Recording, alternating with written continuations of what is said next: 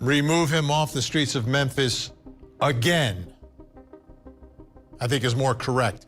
Again. Yesterday evening, September 5th, at approximately 5:07 p.m., the Memphis Police Department and other law enforcement partners discovered the remains of a body, a human body, in the rear of a vacant duplex apartment at the 1600 block of Victor Street. At that time, it was believed the unidentified body could possibly be the remains of kidnapping victim Eliza Fletcher. The police investigators actually cleared this scene earlier this afternoon, Vinny, so I'm standing right now where the body of Eliza Fletcher was discovered yesterday by the Memphis Police Department. So this vacant house behind me is where the FBI led the investigation. The verdict reads as follows. Count one. We, the jury, find the defendant guilty of aggravated rape as charged in count one of the indictment. Friday, criminal court judge Lee Coffey announcing verdicts in a 3-count indictment against Cleotha Abston, the man charged with raping Alicia Franklin in 2021. In addition to aggravated rape, Abston was found guilty of aggravated kidnapping and unlawful possession of a firearm by a convicted felon. This person will never be released from prison. He will die in prison. And that is a good thing for the safety of the community. Welcome to the channel. But before we dive in, hey friends, if you enjoy this video, please hit that subscribe button and give it a like. Also, drop a comment telling me what city you're watching from and what time it is there. I'm super curious to see where my audience is tuning in from. Alright, let's get started. This story takes us straight to Memphis, Tennessee, a city you just can't confuse with anywhere else. It's got this incredible musical heritage. Blues, rock and roll, and soul all started here, and Beale Street is still considered the heartbeat of live music. Walking down that street, you catch rhythms pouring out of every bar, neon signs flashing all around, and you can really feel that true southern vibe. Memphis is also famous for its legendary barbecue. The smell of smoky meat and spices literally fills the air, and people come from all over just for that taste. And of course, a visit to Graceland is a must. The home of Elvis Presley turned into a museum where you can really get a sense of how the king lived. And it's here that the story leads us to 34-year-old Eliza Fletcher, a kindergarten teacher and a married mom of 2 little boys. She met her husband, Richard, at church, a place that came to symbolize some of the most important moments of her life. It was there, in the quiet prayers and gentle light, that they first met, and just a few years later, that same church became the site of their wedding in 2014. For Eliza, it wasn't just a legal formality, it was a moment where her personal life and her faith came together in a quiet, meaningful ceremony, full of hope and anticipation for the future. Eliza came from a well-known, influential family, the heirs of Orgill Incorporated, a huge and powerful building supply company, famous for its stability and industry clout. Her family had a reputation as successful business people, folks who were used to planning everything down to the last detail and keeping everything under control. But working in the world of corporate routine was never Eliza's calling. It wasn't her passion, it didn't light up her heart or give her life a sense of purpose. Her true path lay somewhere completely different. Her heart was always in teaching. She found incredible joy in connecting with kids, watching them discover the world and themselves. Eliza taught at Promise Academy, a preschool in Nashville, where she poured her warmth and attention into her students every single day. And she didn't just teach academics, she also coached some of the kids in sports, helping them grow not just physically, but in character, discipline, and confidence too. Later, her path took her to Street Mary's Episcopal School in Memphis, one of the most prestigious all-girls schools in Tennessee, and that's where she really felt like she was in her element. Eliza's classroom was more than just a place to learn. It was like this little world where kids could explore their talents, dream big, and learn how to be their best selves. She loved every single moment of her job, from the soft morning light streaming through the big classroom windows to the laughter and those unexpected questions from her students. And you can really feel that love for her work in the videos, where she's singing for her students. Her voice carries warmth and dedication, and in her eyes, you can see pure happiness just being right there, right then, with the kids who trust her with their little joys and fears. In those moments, her life seemed completely full of meaning, bright and genuine, totally different from the strict, business-driven world she came from. You can join in with me. We're gonna sing This Little Light of Mine, okay? Ready? This little light of mine, I'm gonna let it shine. Hide it under a bushel, no. Miss you girls. Now you need to let the light shine at your house, and I will see you later. But wait, 1 second. I heard somebody that you might want to meet. Janie, come here, girl. Come here, Janie. Come here, Janie. Hey, look, girls. This is Janie. And Janie is the girl in our house because there's 2 little boys and a Mr. Fletcher, and so there's just me and Jane. And I miss all of you girls so much. September 2nd, 2022, 4 in the morning. While most of the city was still asleep, wrapped in darkness and quiet, Eliza was already heading out for her morning run near the University of Memphis campus. The air was cool, still carrying the scent of dew and slightly damp grass, and the streetlights cast just a faint, dim glow over the sidewalk. Running wasn't just part of her life, it was like she lived it. Eliza was a passionate marathoner. Her heart always beat in rhythm with her steps, and her body could handle incredible endurance challenges. That year, she'd placed 22nd among all women in the street, Jude Marathon, earning a spot to qualify for the prestigious elite Boston Marathon. Every day, she ran about 8 miles, always the same route, at the same time, feeling her body and mind slip into that familiar morning rhythm. That day was no different. The air was fresh, the morning quiet gently wrapped around the streets, and only the distant sounds of the city waking up broke through that calm. 6:45 in the morning. A cyclist riding down a quiet street spotted a water bottle, a phone, and a pair of Champion sandals lying on the ground. They were just sitting there, like someone had set them down, but something about the scene felt off, uneasy. He stopped, turned his bike around, and started looking for the phone's owner. But within an hour, it became clear whose phone it was. The Memphis Police Department got a call from Eliza's husband, Richard. She hadn't come home from her run. The phone and the water bottle were hers, but the sandals? That was the mystery. Nobody knew who they belonged to. The police quickly got access to the security cameras in the area. On the footage, Eliza was clearly visible. On her usual route, she wore a pink sports top, blue-purple Lululemon shorts, and her hair was pulled into a high ponytail that bounced behind her as she ran. She moved easily, rhythmically, every step showing that sense of control and familiarity she felt on her morning runs. But things got alarming fast when investigators started tracking her route through the streets. Cameras caught a dark GMC terrain circling the neighborhood for about half an hour, almost like it was waiting for someone, watching. Then the car suddenly stopped, parked briefly at the side of the road, and just as Eliza ran past, the unthinkable happened. A man jumped out, his movements sharp, aggressive, and in just seconds he grabbed her and dragged her into the vehicle. The quiet of the morning was shattered by a scream that no one heard. The same streets that seemed safe just a minute ago instantly turned into a scene of danger, and the cool morning air bore witness to something that would change everything forever. The car stayed still for 4 minutes, then sped off suddenly. Seeing the attacker clearly was impossible. The video was grainy, it was still dark outside, and everything happened so fast. The only details visible were a damaged headlight on the car and, thanks to this and other cameras, a partial license plate. The sandals? They clearly belonged to the suspect. They were sent off for forensic testing. From the skies and on foot, police scouring this Memphis neighborhood Sunday, searching for a mother now missing. Uncle of Eliza Fletcher.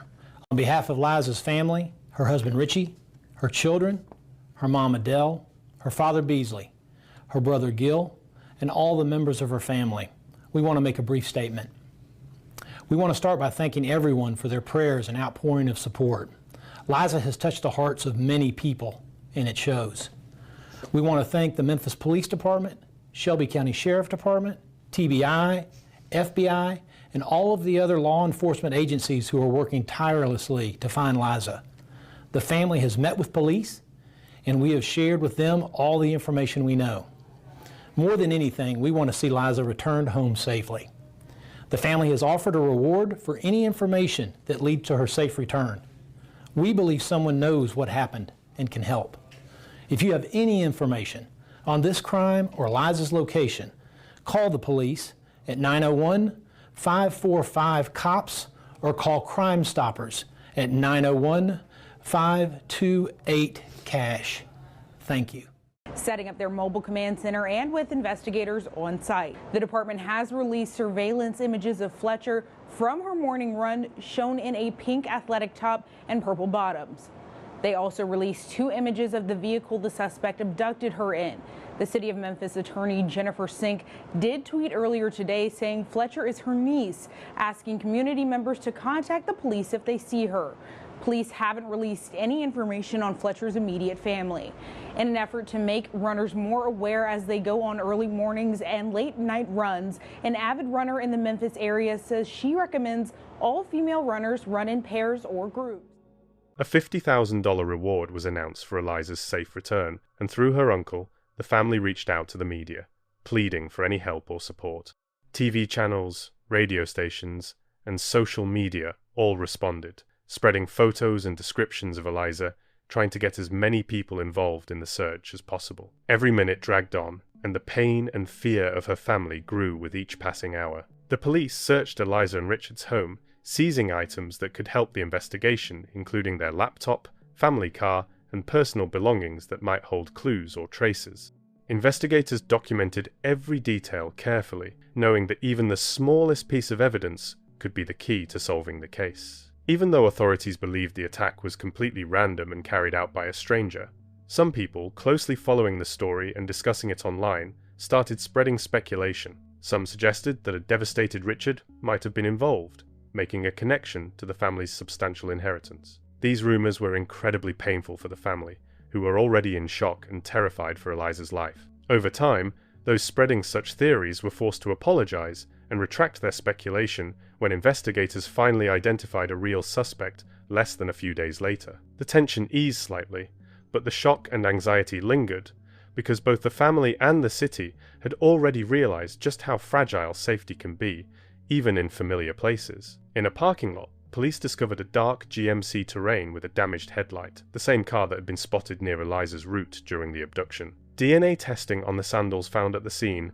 quickly returned results, and they revealed a name that had been sitting in law enforcement databases for almost 3 decades. This was a turning point. Investigators finally had a specific person, and the case began moving forward, bringing the family closer to the answer they had been desperately waiting for. 38-year-old Cleopa Abston, who sometimes went by Henderson, had a long and tangled criminal history that started when he was just 11. His life from childhood was full of run-ins with the law, and almost every year carried dark stains linked to crime. He'd only been free for a few years after serving a 20-year sentence for kidnapping, a term that left deep marks on both his reputation and his psyche. Between 1995 and May 2000, Cleopa was arrested 16 times. His record included serious offences, among them the rape of a 14-year-old boy, theft, aggravated assault, and illegal possession of a firearm. Each arrest, every offence, added another layer to his criminal history, painting the picture of someone who had been drawn into violence and crime from a very young age. About that kidnapping conviction he had recently served time for, a witness named Kemp Duran described the events as a terrifying ordeal that could have ended tragically. He said that at 2 a.m. in 2000, he was forcibly dragged into a car by then 16-year-old Cleopa and his accomplice Marquette. Kemp, who was a well-known attorney at the time, only escaped by chance he managed to get someone's attention and call for help. According to Kemp, that day, he could have died. This incident remained proof that Cleopa's violence and cruelty ran deep, and his methods were calculated and cold. While behind bars, records showed that Cleopa faced 19 separate charges of indecent behavior. His name repeatedly appeared in police documents, and his file grew with every new accusation. Cleopa Abston was arrested and charged with kidnapping with extreme cruelty and evidence-tampering crimes that showcased his ruthlessness and danger to those around him. Despite all this, the search for Eliza continued. Cleopa stayed silent, giving no clues, while investigators and her family remained on edge, desperately trying to figure out where she was and in what condition. His silence created a sense of unpredictability and fear, because every minute he kept her in uncertainty only added more tension and dread to an already terrifying story. Levon, it's been a long day, not only for the family, but of course, authorities and everyone praying for Eliza Fletcher's safe return. Now, this just in, we do know that a bond has been now set for the suspect in this case, Cleotha Abston. That's at $500,000. This is just day 3 in the search for missing kindergartner teacher Eliza Fletcher. The Memphis police, along with other agencies, soon got help from the FBI and started trying to link Cleopa to Eliza by cross-referencing their phone records. And then, just 4 days after she went missing, about 7 miles from the last place she had been seen, tonight, Memphis police say they have discovered a body. Yesterday evening, September 5th, at approximately 5:07 p.m., the Memphis Police Department and other law enforcement partners discovered the remains of a body, a human body, in the rear of a vacant duplex apartment at the 1600 block of Victor Street. Further forensic investigation by the MPD traffic unit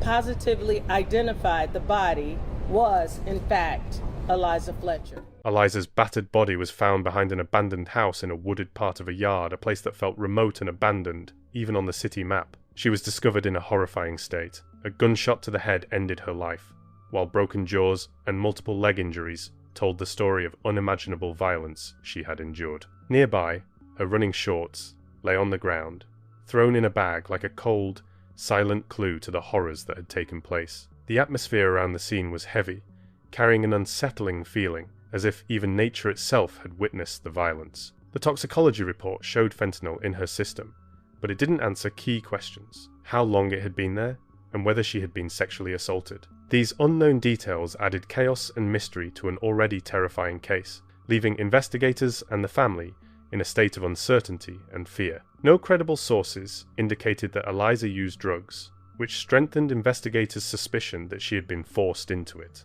Police concluded that sexual assault likely occurred while she was in the car during the abduction. Cleopa's phone was traced to the exact area where Eliza had been kidnapped, and he was seen near the spot where her body was later found. This created an almost undeniable chain of evidence linking the suspect to the crime scene. Neighbors, who became unexpected witnesses after the tragedy, reported seeing Cleopa cleaning the interior of his car with floor cleaner, trying to erase any trace of what had happened. His brother, Mario, later recalled that morning too, catching Cleopa washing clothes in the sink during the same hours after the abduction. These seemingly ordinary details added tension to the case, showing just how coldly and methodically the suspect tried to cover up his crime. Every fragment, every small detail at the scene spoke to Cleopa's cruelty and calculated planning. The family and investigators were left under the weight of unspeakable horror because the tragedy that befell Eliza was not only terrifying, but shockingly cold and deliberate in how it was carried out.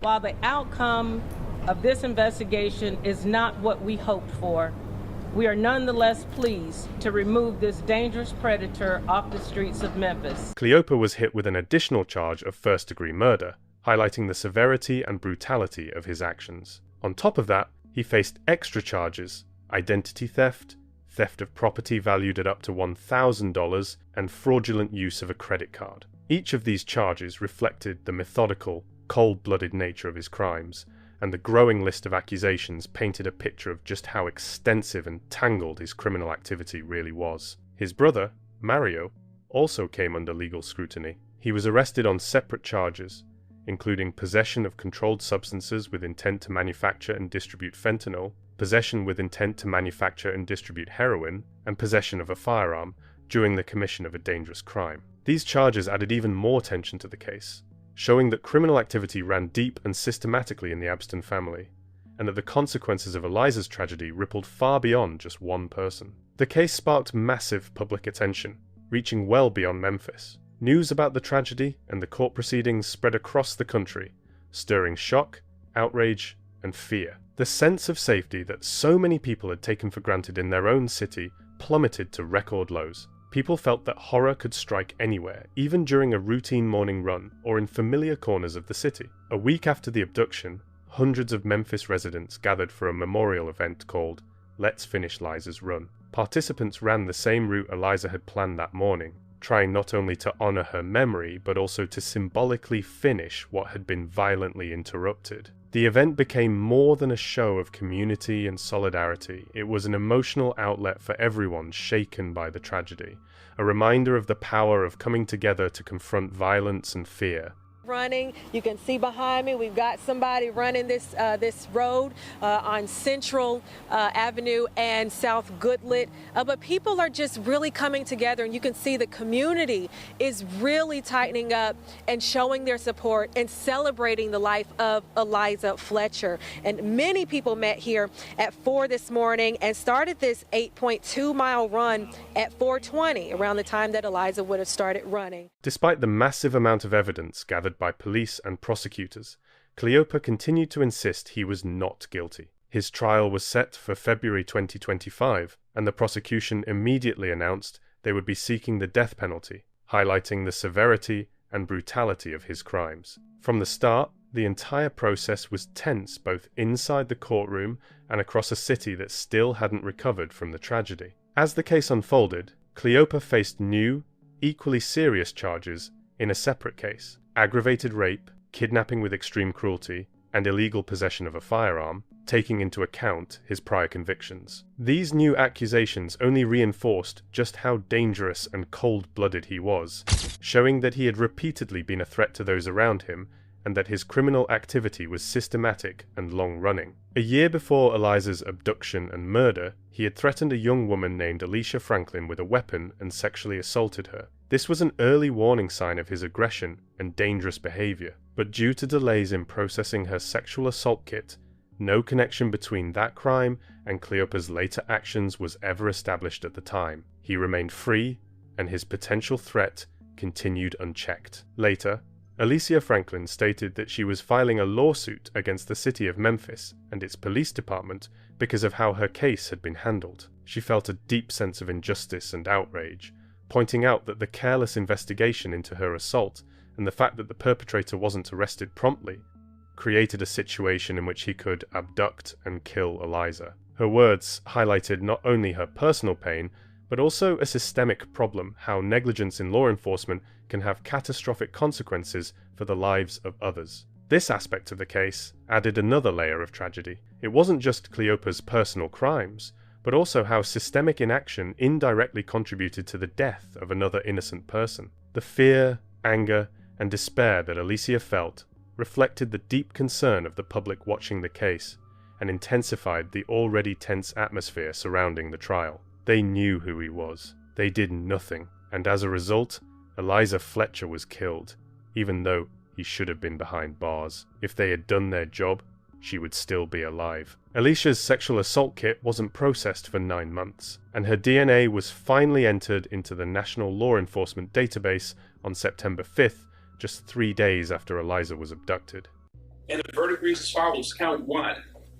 We, the jury, find the defendant guilty of aggravated rape as charged in count 1 of the indictment. Friday, criminal court judge Lee Coffey announcing verdicts in a 3-count indictment against Cleopa Abston, the man charged with raping Eliza Franklin in 2021. In addition to aggravated rape, Abston was found guilty of aggravated kidnapping and unlawful possession of a firearm by a convicted felon. For the assault on Eliza, he received an 80-year prison sentence. Ultimately, it was decided that his previous plea of not guilty in Eliza's case would be changed. First at 4, in a surprising turn of events, the man charged with kidnapping and killing Eliza Fletcher enters guilty pleas on all charges. His lawyer explained that there was just too much evidence against Cleopa, and the chances of avoiding a conviction were basically non-existent. We met with him regularly over the past few months, and told him he needed to take a deal, the lawyer said. We can't go to trial expecting to win. By the end of 2024, Cleopa pleaded guilty to the kidnapping and murder of Eliza Fletcher. The court sentenced him to life in prison without the possibility of parole, finally closing a chapter that had kept not only the family but the entire city on edge for months. At the hearing, he sat the same way he had at all previous appearances, completely indifferent, expressionless, as if none of this touched him personally, as if no emotion could ever break through the wall of apathy he had built around himself. In a written statement, Eliza's family openly expressed their pain and shock.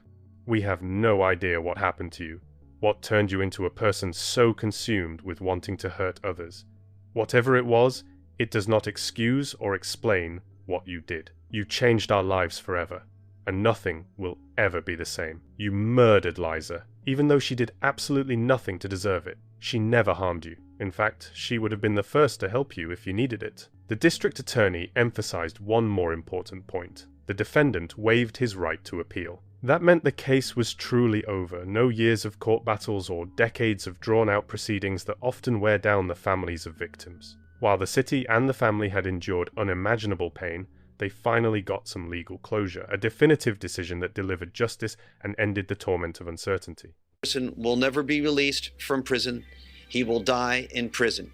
And that is a good thing for the safety of the community.